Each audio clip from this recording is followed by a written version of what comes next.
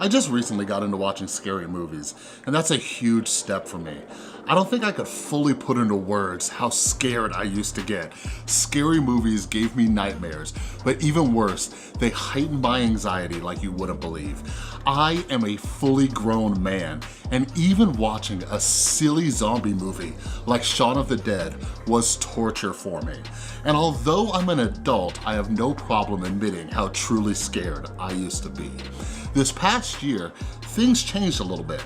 I've been dating my lovely girlfriend for coming up on about 4 years, and she loves scary movies. And up until recently, I pretty much just let her watch them alone. Then my son started becoming interested in the YouTube channel Dead Meat, and he really wanted to watch the It remake.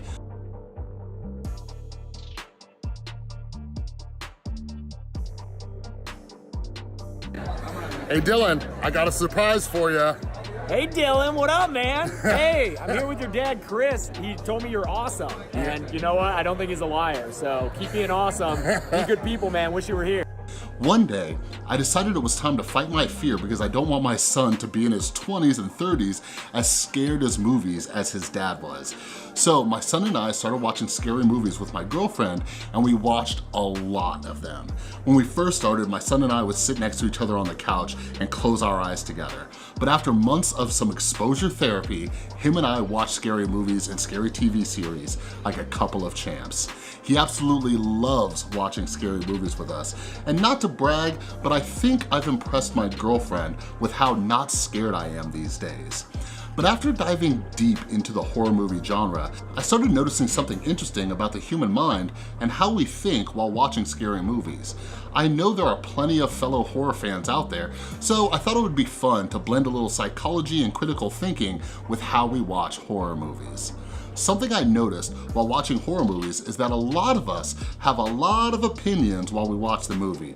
We say what we do in those situations, and we have ideas about what the characters should and shouldn't do.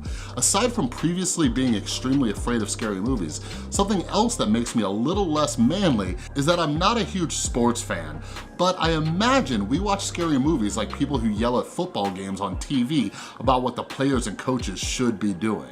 As I've grown more familiar with horror movies, I've also started to notice that the horror community is quite critical of these films. While I could do a whole different video about the nuanced discussion around preferences for what makes a good horror movie or TV series, I wanted to cover something that I noticed while doing some self-reflecting. Since coming to this realization, it's not only helped me enjoy horror movies a bit more, but I also try to use it in my daily life to help me better understand the decisions that other people make, which I may find silly or irrational. But before we get started, if you're new to The Rewired Soul, make sure you subscribe and ring that notification bell. Here, we analyze different topics to improve our critical thinking skills and to gain a better understanding of the world as a whole.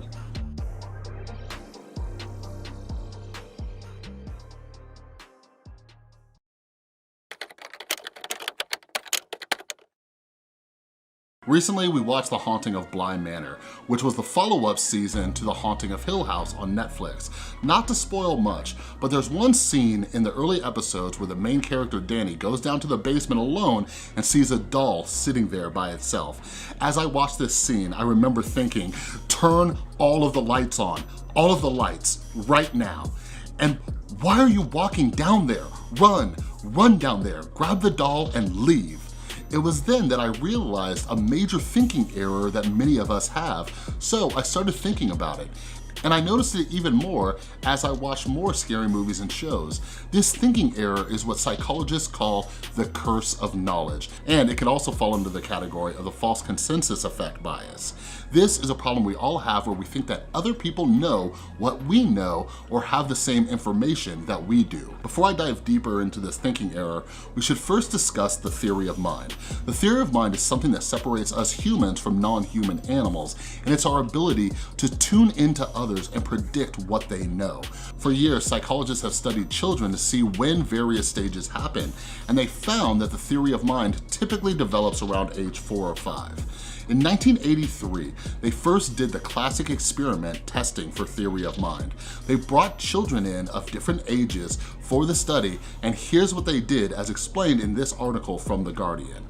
In the experiment, children were presented with two dolls, Sally, who has a basket, and Anne, who has a box. Sally puts a marble in her basket and leaves the room. While Sally is away, Anne takes the marble from the basket and hides it in her box. Finally, Sally returns to the room and the child is asked 3 questions. 1, where will Sally look for her marble? The belief question. 2, where is the marble really? The reality question.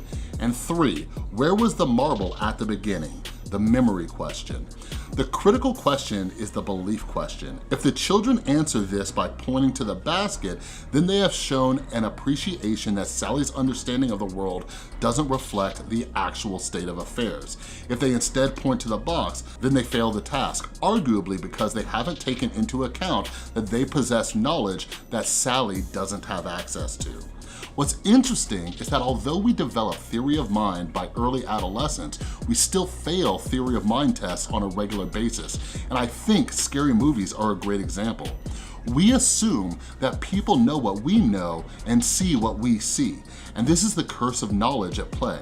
In another experiment from 1990 at Stanford University, they paired people up as either the tapper or the listener. The tapper would pick a well-known song like the Happy Birthday song, and the listener would have to guess it as the tapper played the song on a table.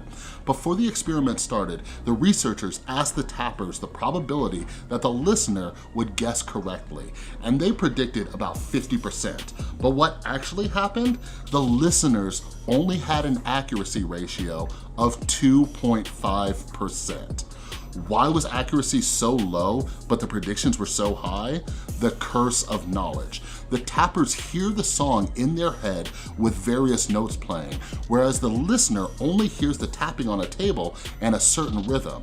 If you've ever played a game of Pictionary, you've most likely been frustrated by your curse of knowledge as you try to draw what you think is the perfect image of a cat. So, bringing it back to scary movies and TV shows, I've enjoyed them quite a bit more when I leave my curse of knowledge to the side.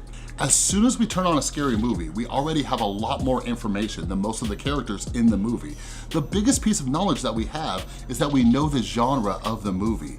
We know what the typical scary movie brings to the table, which can include things like an antagonist, supernatural occurrences, and the possibility of jump scares.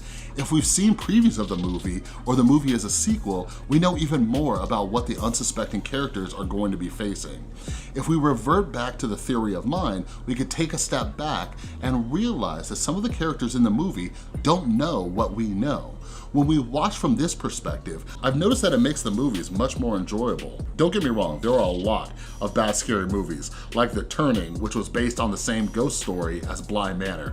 But there are some scary movies that are much better than we give them credit for when we realize the writers did a great job writing around what the characters do and don't know at different points throughout the film. Not only does this make scary movies more interesting to watch, but when we remember this in our daily lives, we start cutting people some slack. So many of our disputes with other people are because of the curse of knowledge, and we neglect to realize that the other person doesn't know what we know.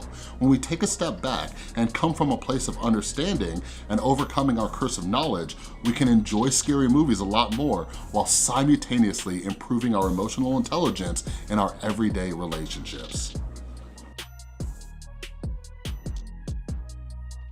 All right, everybody, thank you for watching this quick video essay. I really wanted to get a video out for spooky season. At the time of recording this, Halloween is tomorrow, but I hope this is a video that you can come back to and help you enjoy scary movies a little bit more. And by the way, I am not exaggerating with how scared I used to be of scary movies. Like, it is embarrassing to think about, but now I watch them and I'm just like, boom, stoic as possible, you know what I mean? But anyways, yeah, let me know what some of your favorite scary movies are. I might do some more stuff of just breaking down scary movies and diving into some psychology and philosophy and things like that. So if there are any of your favorite scary movies that you want me to dive into, let me know down in the comments, or just if you have some suggestions. We're always looking for new stuff, all right?